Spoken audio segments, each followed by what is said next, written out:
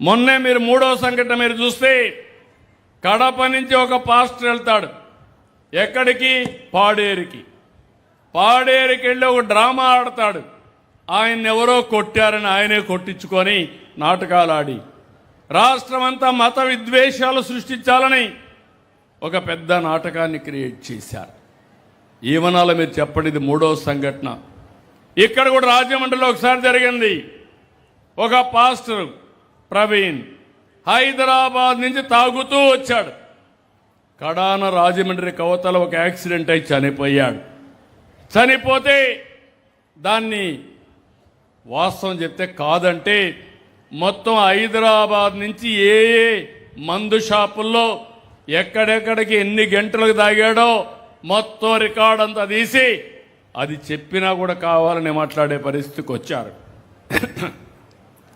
ఇంకో పక్కన మీరు చూడండి, తిరుమల కొండపైన నేను అడుగుతున్నా, ఈరోజు తిరుమల కొండపైన ఇటీవల ఎవరన్నా పోయారా? మీలో తిరుమల పోయిన వాళ్ళు చేతుల పైకెత్తండి. ముందు కంటే మెరుగైనటువంటి సదుపాయాలు ఉన్నాయా లేదా? ఉన్నాయా లేదా? ప్రసాదం బాగుందా లేదా అని మిమ్మల్ని అడుగుతున్నా.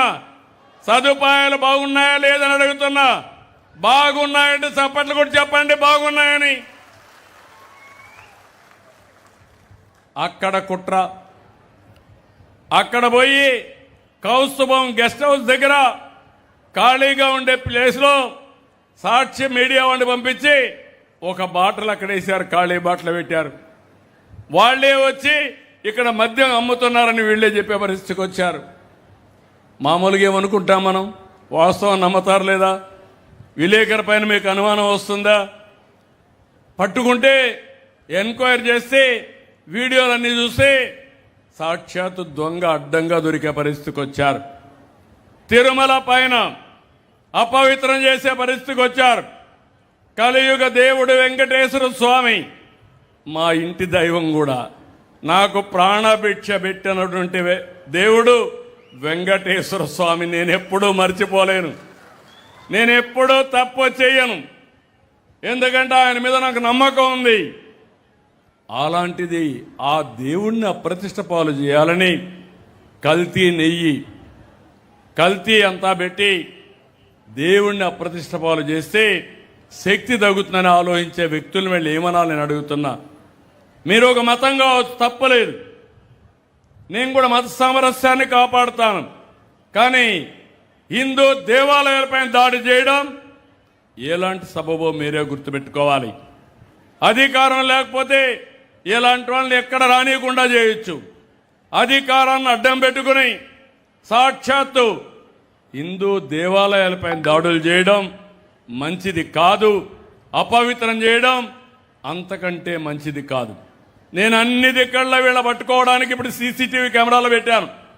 ఎవడైనా తోక తిప్పితే ఇమ్మీడియట్ గా సీసీటీవీ కెమెరా ద్వారా నేరుగా పట్టుకొని మీకప్ప చెప్తా, ఎవరిని వదిలిపెట్టని మరొకసారి మీకు హామీ ఇస్తున్నా. మొన్ననే దస్తగిరిని ఒక వ్యక్తి కడపలో వాళ్ళ సొంత పార్టీ కార్యకర్త వ్యవహారం ఏంటంటే అక్రమ సొమ్ము పంపకాలు, అన్ని దందాలు చేశారు, డబ్బులు సంపాదించారు. అక్కడ వీళ్ళ మేనమామ ఉన్నాడు, ఆయన ఫాలోయర్ ఒక ఆయన ఉన్నాడు, డిప్యూటీ మేయర్ కడపలో. అందరూ కలిసి ఆ డబ్బులు ఇవ్వలేదని అతను చంపేశారు. చంపేసి దండ వీరేశారు. దండేసి తెలుగుదేశం చంపేసిందని మా మీద పెట్టేశారు. ఇమ్మీడియట్గా ఎంక్వైరీ చేపిస్తే అడ్డంగా దొరికాడు. అంటే మీరందరూ గుర్తుపెట్టుకోవాల్సింది, నిన్న కూడా ఒకటి చూశారు, నంద్యాల రాజశేఖర్ రెడ్డి విగ్రహం, రాజశేఖర్ రెడ్డి విగ్రహం పైన దాడి చేసింది వీళ్ళ కార్యకర్త. దాన్ని సపోర్ట్ చేసిన నాయకుడు వీళ్ళ నాయకుడు. కడాన దాన్ని కూడా తెలుగుదేశం పార్టీని చెప్పబోతే అడ్డంగా పట్టుకున్నాం. 20 నిమిషాల్లో పట్టుకున్నాం. ఇప్పుడు పట్టుకుంటే ఇప్పుడు మీరు చూస్తే పేపర్లో కూడా ఇలా సాక్షి ఉంది కదా, వచ్చిందా ఈరోజు? అది వేరే పేపర్లో వచ్చాయా లేదా? ఎందుకు సాక్షి పేపర్లో రాలేదని అడుగుతున్నా. అంటే మీ నాన్న విగ్రహాన్ని విధ్వంసం చేస్తే నువ్వు నీ పేపర్లో వేయవు. ఎందుకు? నువ్వే చేపించావు కాబట్టి, నీ మనుషులే చేశారు కాబట్టి. ఆ విగ్రహాన్ని విధ్వంసం చేశావని చెప్పి ప్రజల సానుభూతి పొందాలని ప్రయత్నం చేసే వ్యక్తిని ఏమనాలని అడుగుతున్నా. ఈ విషయాలు ఎందుకు మీకు చెప్తున్నానంటే, నేను చెప్పకపోతే మీలో కూడా అన్నీ పట్టించుకోరు. వాళ్ళు బాగా జరుగుతున్నాయి, పింఛన్ ఇచ్చాడు, ఎవరి కోసం ఇస్తాడు, ఇంకా ఇవ్వండి. ఒకప్పుడు కూడా మనం చూసాం, దేవతలు లేకుంటే రాజులు యజ్ఞాలు చేసేవాళ్ళు ప్రజాహితం కోసం, రాక్షసులు వచ్చి డిస్టర్బ్ చేసేవాళ్ళు. వాళ్ళతో యుద్ధం చేయాలి, మళ్ళీ యజ్ఞ ఫలితాలు తెప్పించి మీకు పంచాలి. నా పరిస్థితి కూడా అదే. దుర్మార్గులతో యుద్ధం చేయాలి, ఇంకో పక్క మీకు సంక్షేమం ఇవ్వాలి, ఉద్యోగాలు ఇవ్వాలి. ఇవన్నీ చేయాల్సిన అవసరం ఉంది. అందుకే నేను మిమ్మల్ని కోరుతున్నా, ఈ విషయాలు మీకు అర్థం కావాల్సిన అవసరం ఉంది. ఇక్కడే మీరందరూ గుర్తుపెట్టుకోవాలి, కాకినాడలో ఒక డ్రైవర్ని చంపి ఆ ఎమ్మెల్సీ డోర్ డెలివరీ చేస్తాడా అంటే ఏమనుకుంటారా? గర్వం. డోర్ డెలివరీ చేస్తే ఈ యొక్క గొడ్డలి పార్టీ ఊరేగింపజేస్తారా? అంటే ఏంటి? మీరు ఏం మెసేజ్ ఇస్తున్నారు? మీరు చేయండి. నిన్న ఒక ఆయన అంటున్నాడు, ఇది గొడ్డలి పార్టీయే కాదు, ఇంకా కత్తులు కటారాలు తీసుకొస్తా అంటున్నాడు. ఇక్కడ ఉండేది సిబిఎన్, గుర్తుపెట్టుకోండి. ఇక్కడ దృఢమైన ఎన్డీఏ. ఒక పక్క నేను, ఒక పక్క పవన్ కళ్యాణ్ గారు, ఒక పక్క నరేంద్ర మోడీ గారు ఉండే ఎన్డీఏ. ఎవ్వడి ఆటలు తాగనీయం. ఆ విషయం గుర్తుపెట్టుకోవాలి. అంటే ఒక రాజకీయ పార్టీగా ఇవన్నీ ఉంటే మీరు కరెక్ట్ చేసుకోవాల్సిందే పోయి విచ్చలవిడిగా మీరు మాట్లాడితే మేము ఉపేక్షించాలని అడుగుతున్నా. ప్రజాహితం కోసం ఎట్టి పరిస్థితుల్లో ఇలాంటి చేయకుండా చేసే బాధ్యత నేను తీసుకుంటాం.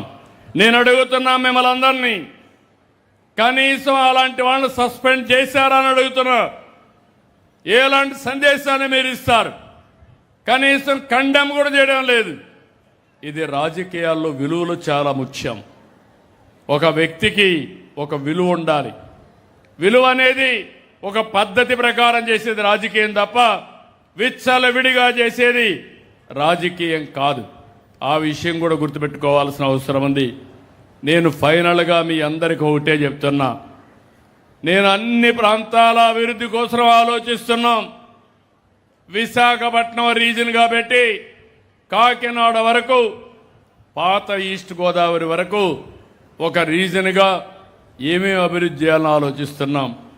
అమరావతి రీజన్గా పెట్టి ఆ ప్రాంతాలన్నీ అభివృద్ధి చేస్తాం. ఇంకో పక్క ఇక్కడికి వచ్చే కొందికి తిరుపతి రీజన్గా పెట్టి ఆ ప్రాంతాలను కూడా ఇచ్చేస్తాం. నేను ఇవన్నీ చెప్తున్నానంటే మీలో కూడా ఆలోచన విధానం ఆలోచించుకోవాలి. సమస్యలు లేక కాదు, వెంటాడుతున్నటువంటి ఆర్థిక సమస్యలు. రెండోది, ఇటీవల యుద్ధం వచ్చింది. ఎక్కడ జరిగింది యుద్ధం? ఇరాన్లో జరిగింది. చేసింది మనం కాదు, America, Israel versus to Iran. దాని ప్రభావం మన పైన పడింది. మా ఆడబిడ్డ వంట చేసే గ్యాస్ పైన పడింది. మనం నడిపే వాహనాల పైన పడింది. పెట్రోల్ డీజిల్ రేట్లు పెరిగాయి. ఇంకో పక్క నిత్యావసర వస్తువుల రేట్లు పెరిగే పరిస్థితి వస్తూ ఉంది. రైతు పండించే పంట ఎగుమతికి నోచుకోవడం లేదు. అక్వా ఇక్కడి నుంచి వేరే దేశాలకు పంపించాలి.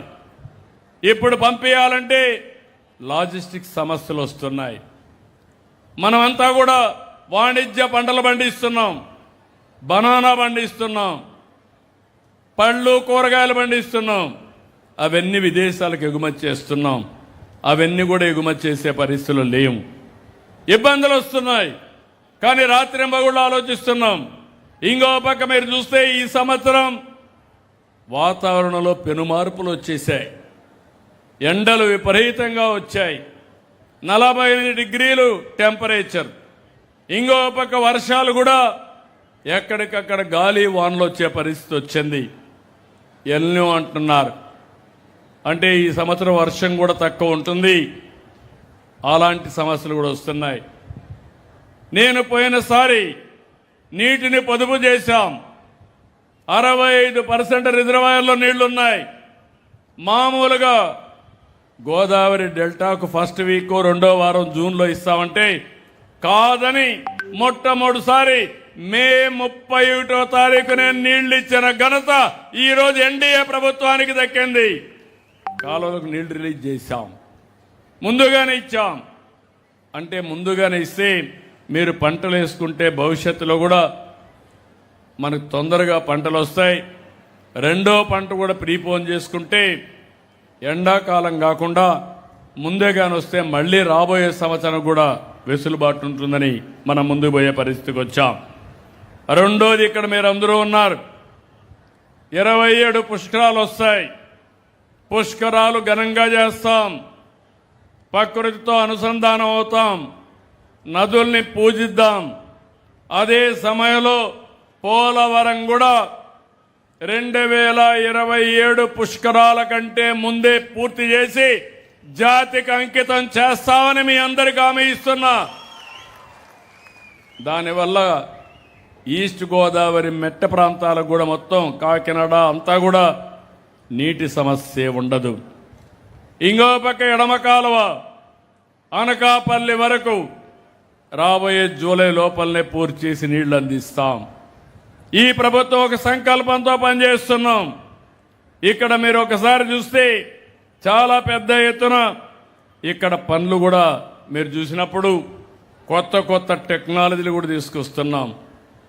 ఇప్పుడే దివ్య గారు చెప్పారు, నేను ఒకటే ఆవిడకి హామీ ఇస్తున్నా, ఈ నియోజకవర్గం తుని నియోజకవర్గం తెలుగుదేశం పార్టీకి ప్రత్యేకం. దానికి కారణం మొదటి నుంచి కూడా ఒక సీనియర్ మెంబర్గా ఉండి రామకృష్ణ గారు బాగా పనిచేశారు. తప్పకుండా ఈ నియోజకవర్గం పైన ప్రత్యేకమైన శ్రద్ధ పెడతాం. ఇక్కడ మత్స్యకారులు ఉన్నారు, వాళ్ళ కోసం నేను కొత్తగా సముద్రపు నాచును కూడా తీసుకొచ్చామంటే సీవీడ్ని తీసుకొచ్చాం. సముద్రంలో చేపలు పట్టుకోవడానికి 200 మోడర్నైజ్డ్ బోట్లు కూడా ఇస్తున్నాం. ఇంకో పక్క సీవీడ్ ద్వారా మందుల తయారీకి, లేకపోతే దీనివల్ల చాలా ఉపయోగాలు ఉన్నాయి, అవన్నిటికీ దీన్ని ఉపయోగించి మీ ఆదాయాన్ని పెంచుతాం. కొత్తపల్లి మండలంలో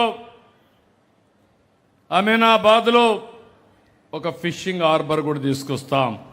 ఇది 273 కోట్లు అవుతుంది. అవసరమైతే ఇంకా కొద్దిగా ఎక్కువైనా అది కూడా ఖర్చు పెట్టి దీన్ని కూడా పూర్తి చేస్తామని చెప్పి కూడా నేను మీకు తెలియజేస్తున్నా. ఇది కాకుండా ఇక్కడ ఏవైతే సమస్యలు ఉన్నాయో కొన్ని సమస్యలు కూడా ఉన్నాయి. ఆ సమస్యలు మీరు చూస్తే 300 లీటర్లు diesel under the boat oil subsidy కింద ఇస్తున్నాం. దీన్ని ఇంక్రీజ్ చేయమంటున్నారు.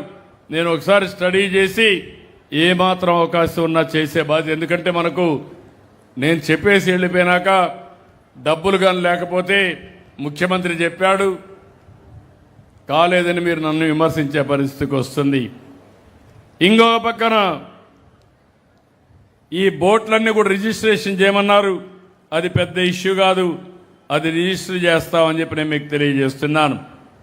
అమీనాబాద్ హార్బర్కి అయితే దగ్గర 80 కోట్లు అదనంగా కావాలన్నారు.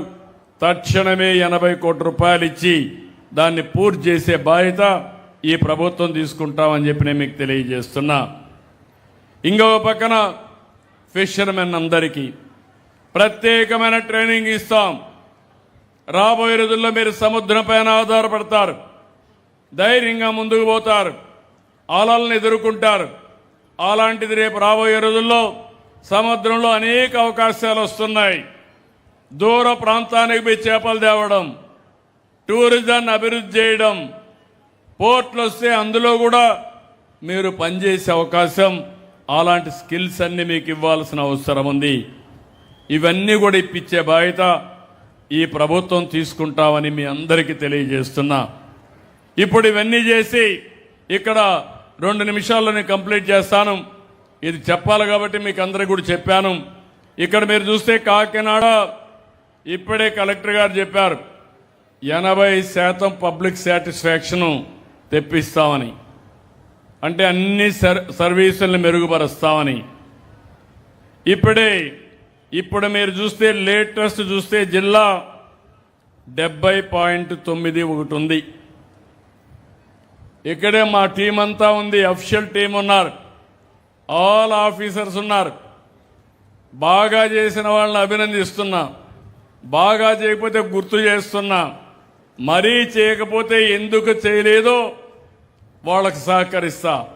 అప్పటికి మారకపోతే మాత్రం వాళ్ళని మార్చే వరకు నేను వదిలిపెట్టకుండా గట్టిగా ఉంటా. నేను ఎప్పుడు కూడా ప్రజల పక్షానే ఉంటాను తప్ప మిగిలిన వాళ్ళందరూ కూడా పనిచేయాల్సిందే.